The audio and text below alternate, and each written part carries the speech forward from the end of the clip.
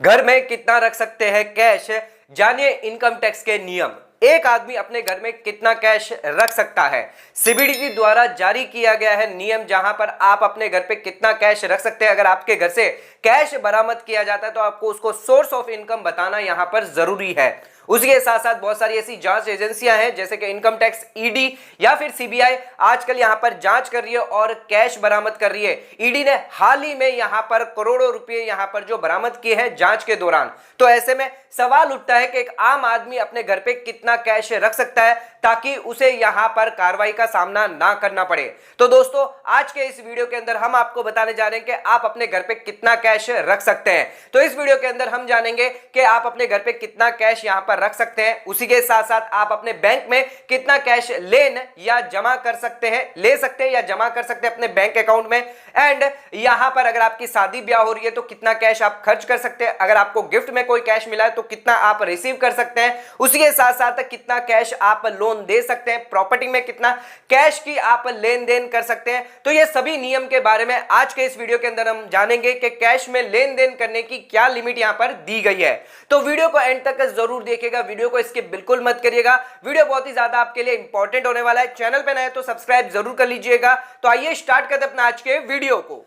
तो दोस्तों आइए स्टार्ट करते हैं अपने वीडियो को और बात कर लेते हैं यहां पर आप कितना कैश ले और दे सकते हैं। तो जानते हैं क्या है नियम इनकम टैक्स के। तो सबसे पहला हमारा सवाल आता है कि आप घर में कैश रखने की लिमिट क्या दी गई है।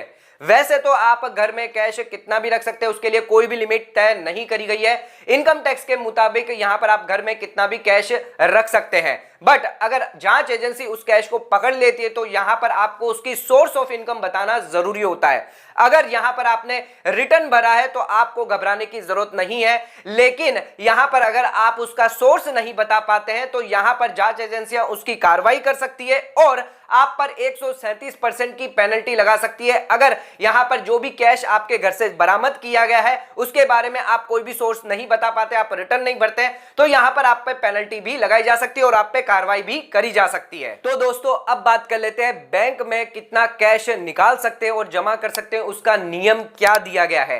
तो यहां पर अगर आप 20 लाख से ज्यादा या 1 करोड़ से ज्यादा बैंक का विड्रॉवल करवाते हैं तो उस केस में यहां पर आपका टीडीएस डिडक्ट कर लिया जाएगा 2% और 5% के तहत। उसी के साथ साथ अगर सेविंग बैंक अकाउंट में आप 50,000 से ज्यादा का अगर कैश डिपॉजिट करवाते हैं तो यहां पर आपको जो है पैन कार्ड की डिटेल देनी जरूरी है। एंड यहां पर अगर आप कैश में पे ऑर्डर या डीडी बनवाते हैं तो भी यहां पर आपको पैन नंबर अपना देना होगा।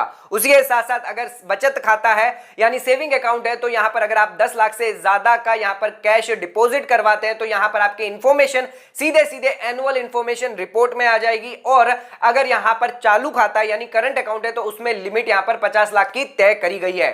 उसी के साथ साथ अगर यहां पर आप 20 लाख से ज्यादा का कैश ट्रांजैक्शन करते हैं तो यहां पर आपको पैन कार्ड और आधार कार्ड नंबर देना होगा। एंड अगर आप पैन कार्ड और आधार कार्ड नहीं देते तो यहां पर आपको 20 लाख रुपए तक की पेनल्टी लगाई जा सकती है। अब दोस्तों बात कर लेते हैं अपने तीसरे पॉइंट की, जहां पर अगर आप प्रॉपर्टी की लेन देन करते हैं कैश में या फिर अगर आप कोई लोन लेते हैं देते हैं तो उस केस में कैश की लिमिट क्या दी गई है। तो सबसे पहले यहां पर लोन की बात कर लेते हैं। तो यहां पर आप 20,000 से ज्यादा किसी को नकद राशि नहीं दे सकते लोन पे, ना ही किसी से 20,000 से ज्यादा यहां पर आप ले सकते हैं। अगर आप 20,000 से ज्यादा का लोन देते हैं या लेते हैं तो यहां पर आपके लिए 100% की पेनल्टी का प्रावधान कर दिया गया है। उसी के साथ साथ आप अपने फ्रेंड और रिलेटिव से 20,000 से ज्यादा का नकद नहीं ले सकते अगर आपको कोई भी लोन का रीपेमेंट करना है तो। अब आ जाते हैं बात कर लेते हैं यहां पर प्रॉपर्टी पे क्या ध्यान रखना है आपको। यहां पर अगर आप प्रॉपर्टी 30 लाख रुपए तक लेते हैं तो आपकी कोई भी कार्रवाई नहीं की जाएगी, कोई भी यहां पर आपकी रिपोर्टिंग जो है जांच एजेंसी को नहीं की जाएगी। वैसे ही आप अगर 30 लाख से ज्यादा का अगर प्रॉपर्टी में यहां पर कैश में अगर लेते हैं तो यहां पर सीधे सीधे रजिस्ट्रार जो आपकी इंफॉर्मेशन यहां पर डिपार्टमेंट को भेज देता है और डिपार्टमेंट आप पर कार्रवाई कर सकती है। तो ध्यान रखिएगा यहां पर प्रॉपर्टी में आप 30 लाख से ज्यादा का कैश नहीं दे सकते। उसी के साथ साथ अगर आप लोन का लेन देन कर रहे हैं तो 20,000 से ज्यादा का नकद का आप इस्तेमाल नहीं कर सकते। तो दोस्तों अब बात कर लेते हैं यहां पर अगर आप शादी ब्याह में कैश में खर्च करते हैं तो उसके लिए क्या लिमिट दी गई है जिससे इनकम टैक्स डिपार्टमेंट आप पर कार्रवाई ना करे।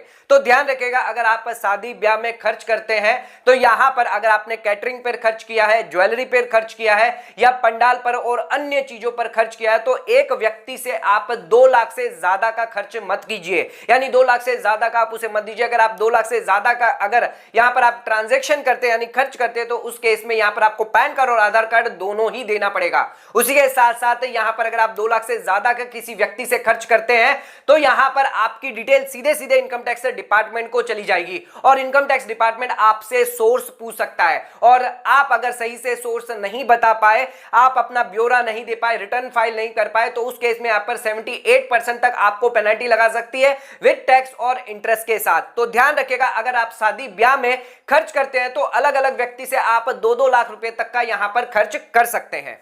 तो दोस्तों अब बात कर लेते हैं यहां पर गिफ्ट कैश देने का नियम क्या है, क्या यहां पर लिमिट दी गई है। तो ध्यान रखिएगा, यहां पर अगर आप कैश गिफ्ट रिसीव करते हैं अपने फ्रेंड से या किसी अदर से तो 50,000 से ज्यादा का आप यहां पर रिसीव नहीं कर सकते। बट अगर आप अपने रिश्तेदारों से रिसीव करते हैं यानी 2 लाख तक का यहां पर आप अपने रिश्तेदारों से यहां पर गिफ्ट रिसीव कर सकते हैं, उसमें कोई भी टैक्स नहीं लगेगा। बट अगर आपने 2 लाख से ज्यादा का अगर अपने रिश्तेदारों से कैश गिफ्ट रिसीव की है तो उस केस में यहां पर आपको 100% की पेनल्टी लग सकती है। तो ध्यान रखिएगा, अपने फ्रेंड से या कोई अदर पर्सन है तो उससे यहां पर आप जो रिलेटिव के डेफिनेशन में नहीं आते उनसे आप 50,000 तक यहां पर आप गिफ्ट कैश में ले सकते हैं। 50,000 से ज्यादा लेंगे तो आपको इनकम टैक्स पे करना पड़ेगा। उसी के साथ साथ यहां पर अगर आपके रिश्तेदार हैं जो आपके रिलेटिव के डेफिनेशन में आते हैं तो उनसे अगर आप लेते हैं कैश तो 2 लाख से ज्यादा आप मत लीजिएगा।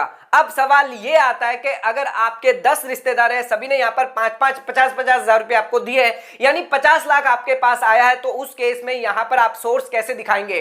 तो ध्यान रखिएगा, यहां पर अगर आपके पास 5 लाख रुपए आए हैं, आपके 10 रिश्तेदार हैं तो यहां पर डिपार्टमेंट आपसे पूछेगा सोर्स, तो उस केस में यहां पर आपको उनके नाम पता होने चाहिए।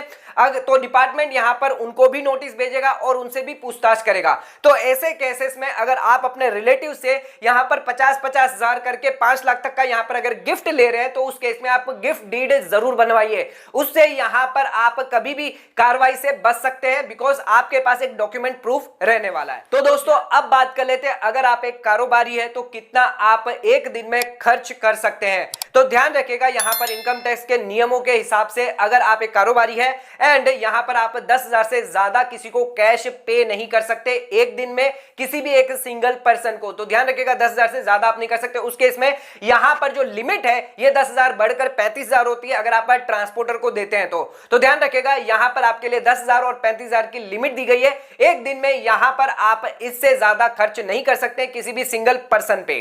तो ध्यान रखिएगा ये लिमिट जो है वो कारोबारियों के लिए दी गई है। अब दोस्तों बात कर लेते हैं कैश में दान देने का नियम क्या दिया गया है। तो ध्यान रखिएगा, अगर आप डोनेशन देते हैं, दान देते हैं, चंदा देते हैं तो उस केस में यहां पर आप 2,000 रुपए से ज्यादा कैश में नहीं दे सकते। अगर 2,000 से ज्यादा आप अगर कैश में चंदा देते हैं, दान देते हैं तो उस केस में यहां पर आपको सेक्शन 80G इनकम टैक्स का बेनिफिट यहां पर नहीं दिया जाएगा। तो ध्यान रखिएगा, अगर कभी भी आप डोनेशन देते हैं तो 2,000 रुपए से ज्यादा आप कैश में मत दीजिए। उसके अलावा आप किसी अदर मोड में देते हैं तो यहां पर आपको 50% और 100% तक का यहां पर डिडक्शन मिलता है इनकम टैक्स के अंदर सेक्शन 80G में। अब दोस्तों बात कर लेते हैं, अगर आप मेडिक्लेम इंश्योरेंस प्रीमियम लेते हैं या हेल्थ इंश्योरेंस प्रीमियम लेते हैं तो उसे यहां पर आप कैश में नहीं बल्कि अदर मोड में यहां पर जो है पेड करिए। बिकॉज अगर आप कैश में करते हैं तो यहां पर आपको कोई भी बेनिफिट यानी सेक्शन 80D का यहां पर जो डिडक्शन है 25,000 या 50,000 सीनियर सिटीजन को वो यहां पर आपको नहीं मिलेगा। तो ध्यान रखिएगा, कभी भी मेडिक्लेम इंश्योरेंस प्रीमियम ले तो उसे यहां पर अदर मोड से यानी चेक से, RTGS या नेफ्ट से करे, कैश से ना करे। तो यहां पर आपको सेक्शन 80D का अच्छा खासा यहां पर फायदा मिल सकता है, अदरवाइज यहां पर आपको बेनिफिट नहीं मिलेगा। बट अगर आप यहां पर प्रिवेंटिव हेल्थ चेकअप करवाते हैं तो 5,000 तक कैश में यहां पर अलाउड किया गया है। तो सेक्शन 80D के अंदर यहां पर अगर आप प्रिवेंटिव चेकअप करवाते हैं तो 5,000 तक आपको कैश में यहां पर अलाउड किया जाएगा। उसी के साथ दोस्तों अगर आप क्रेडिट कार्ड का भुगतान करते हैं किसी बिल का 1 लाख रुपए से ज्यादा तो यहां पर सीधे सीधे यहां पर क्रेडिट कार्ड कंपनी आपकी रिपोर्टिंग जो है वो यहां पर इनकम टैक्स डिपार्टमेंट को कर सकती है। तो ध्यान रखिएगा अगर आप क्रेडिट कार्ड अगर लेते हैं तो यहां पर 1 लाख से ज्यादा का एक बिल में भुगतान ना करिए, इससे आपको परेशानी यहां पर हो सकती है। तो दोस्तों आज के इस वीडियो के अंदर हमने यहां पर जाना कि आप घर में यहां पर कैश रखते हैं, लेन देन करते हैं कैश में, अगर लोन लेते हैं, लोन देते हैं, प्रॉपर्टी में अगर लेन देन करते हैं कैश में, तो उन सभी के नियम यहां पर क्या है। तो ध्यान रखिएगा कैश की लिमिट को यह जानना आपके लिए बहुत ज्यादा जरूरी है। अगर यहां पर आप इन लिमिट से ज्यादा जाते तो यहां पर कड़ी से कड़ी पेनल्टी यहां पर रखी गई है। घर में कैश रखने की यहां पर वैसे तो कोई लिमिट नहीं है, बट जांच एजेंसी आपसे सोर्स जरूर मांग सकती है। तो ध्यान रखिएगा यहां पर आपको सोर्स देना होगा। यह लिमिट जो यहां पर दी गई है उससे नीचे भी यहां पर जांच एजेंसी आपसे यानी इनकम टैक्स डिपार्टमेंट आपसे सोर्स पूछ सकता है। सोर्स यहां पर आपके 1 रुपए के लिए भी पूछ सकता है, तो उसके लिए यहां पर कोई भी लिमिट नहीं दी गई है। यहां पर ध्यान रखिएगा सोर्स आपसे पूछा जा सकता है, अगर इन लिमिट से कम भी यहां पर अगर आप ट्रांजैक्शन करते हैं तो भी यहां पर आपको सोर्स बताना होगा। बट 2.5 लाख तक यहां पर आपको छूट दी गई है। इनकम टैक्स में यहां पर 2.5 लाख तक आपको कुछ भी पूछा नहीं जाएगा। 2.5 लाख तक सरकार यह मानती है कि यहां पर आपके खर्चे के लिए, तो यहां पर अगर आप 2.5 लाख तक कैश जमा करवाते हैं तो उस केस में यहां पर आपको कोई भी कार्रवाई नहीं की जाती है। तो दोस्तों आज का वीडियो यहीं खत्म करते हैं। वीडियो पसंद आए चैनल को लाइक और सब्सक्राइब जरूर करिएगा, ज्यादा शेयर जरूर करिएगा। धन्यवाद।